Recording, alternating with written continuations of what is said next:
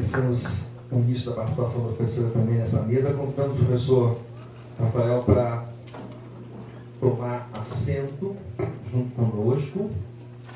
O pessoal que está em inversão, a professora também confundido. Quem é quem? Nós temos agora cerca de meia hora para um debate.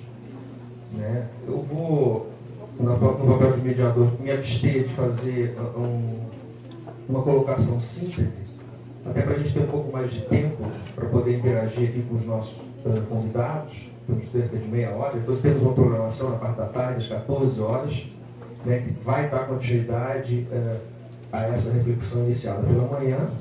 Daí convidamos a todos, desde já, para estarem presentes na parte da tarde.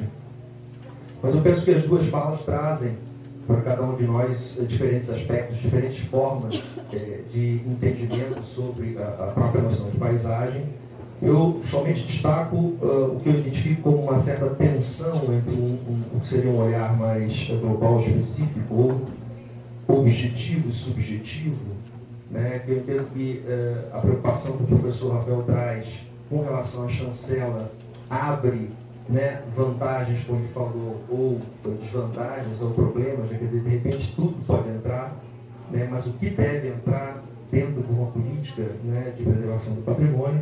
E a geografia, como a professora falou, vai trazer essa possibilidade de se trabalhar o subjetivo com um grau de proximidade maior, de entendimento maior, para, enfim, nos auxiliar a entender o que entra e o que não entra nessa dimensão do patrimônio. Eu só provocaria, a gente vai ter um microfone circulando aqui, creio eu, está lá.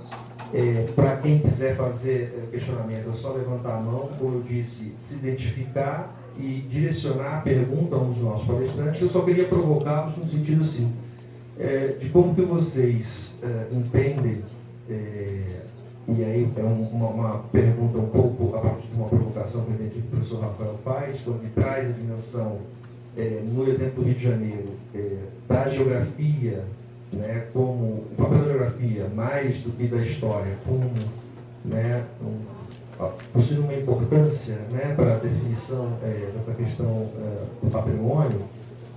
Como é que vocês enxergam, então, nesses desafios, o papel interdisciplinar, do diálogo com outros campos de conhecimento, como a antropologia, a história, né, eu vou colocar o turismo aí também, né, para a gente construir um diálogo comum, ou não.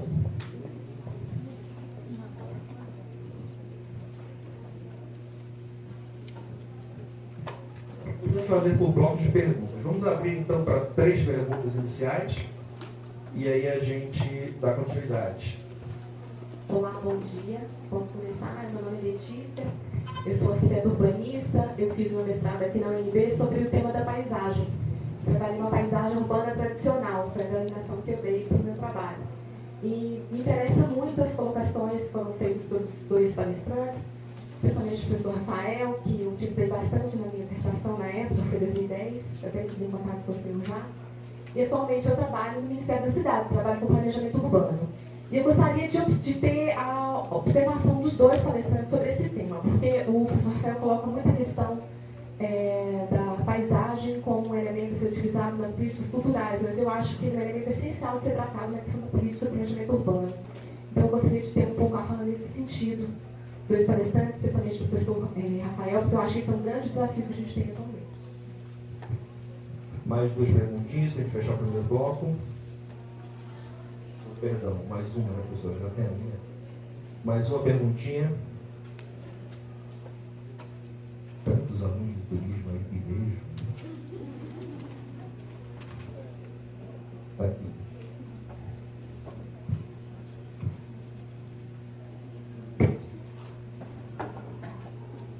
Bom, primeiramente gostaria de agradecer, né, a fala dos 2 palestrantes, foram bastante enriquecedores.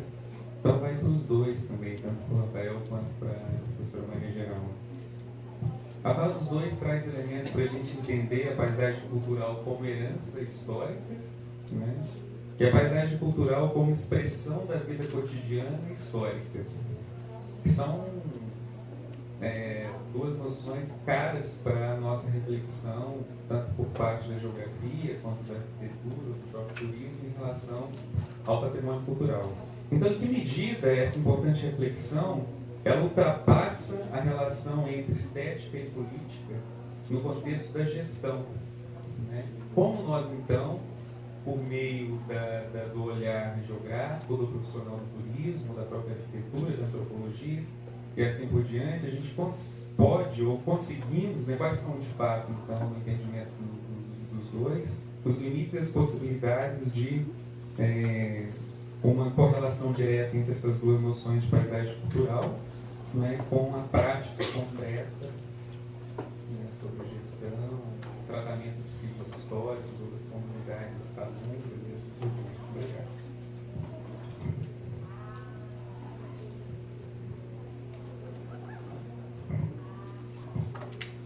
Bom, questão de diálogo com outras disciplinas. Ele é fundamental e ele, de certa maneira, quando eu falo que a candidatura da ficção do Rio de Janeiro era uma candidatura geográfica, sem dúvida alguma, isso era uma preocupação nossa, não que era uma inscrição feita por geógrafos, dois geógrafos, mas era uma narrativa a partir do sítio.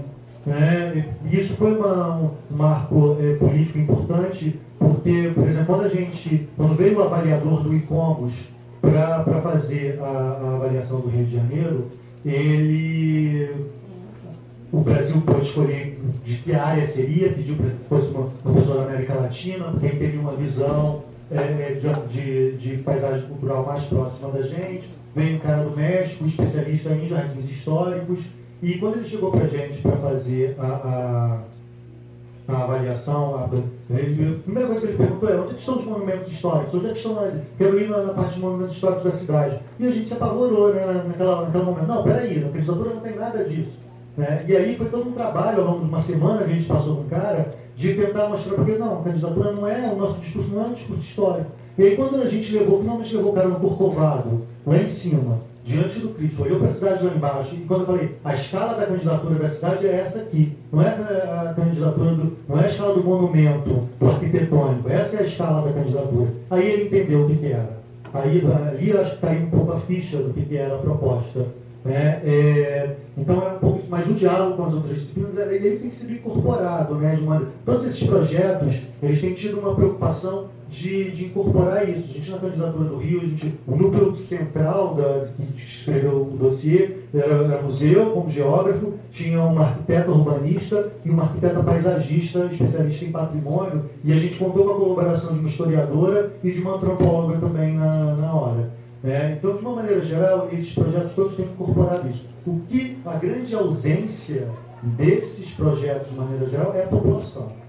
É um discurso com a população, e a Unesco é quase assim, por mais que ela diga nos guias dela, a participação da população é principal, é importante, não sei o quê, só que é um dossiê tão técnico, a quantidade de regras, de normas, aquilo que eu estava falando, enquadramento, que ele vira um trabalho técnico. E o que a gente está fazendo com o Rio de Janeiro agora é o caminho contrário. O que toda a minha preocupação agora, e aí via universidade, não mais via escola, mas via universidade com projeto de extensão, com tudo mais, é trazer essa discussão para a população e para uma discussão maior com o patrimônio da cidade, não só daquela área patrimonializada e tal.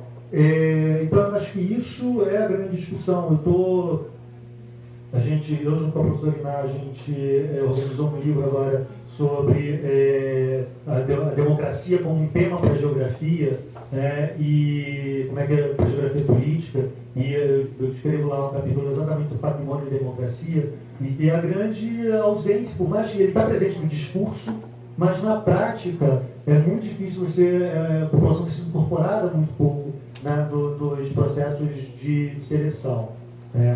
Com relação à paisagem, rapidamente com relação à paisagem como política urbana, ele, no caso do Rio de Janeiro, também, mais uma vez, a gente sempre perguntava, para que a gente quer ser patrimônio mundial? A gente sabia que o turismo, né, produção de imagens, tudo mais, mas para a cidade. A gente ganha, o tempo inteiro, o argumento central é que era um instrumento para a gestão da cidade, um instrumento para a paisagem como um instrumento de gestão da cidade. né? E para isso está sendo montado um comitê gestor da paisagem do Rio de Janeiro. Então, pela primeira vez, você terá governo federal, governo estadual, governo municipal, órgãos ambientais, órgãos culturais, sentando numa mesma mesa para discutir a paisagem do Rio de Janeiro. Né? Já o novo plano diretor do Rio de Janeiro já coloca como uma das primeiras linhas lá: a paisagem do Rio de Janeiro é o principal bem da cidade e todas as políticas têm que ser pensadas a partir disso. E a partir dali, vários instrumentos sobre proteção de paisagem estão sendo pensados a partir dessa declaração do plano diretor do Rio de Janeiro. Então,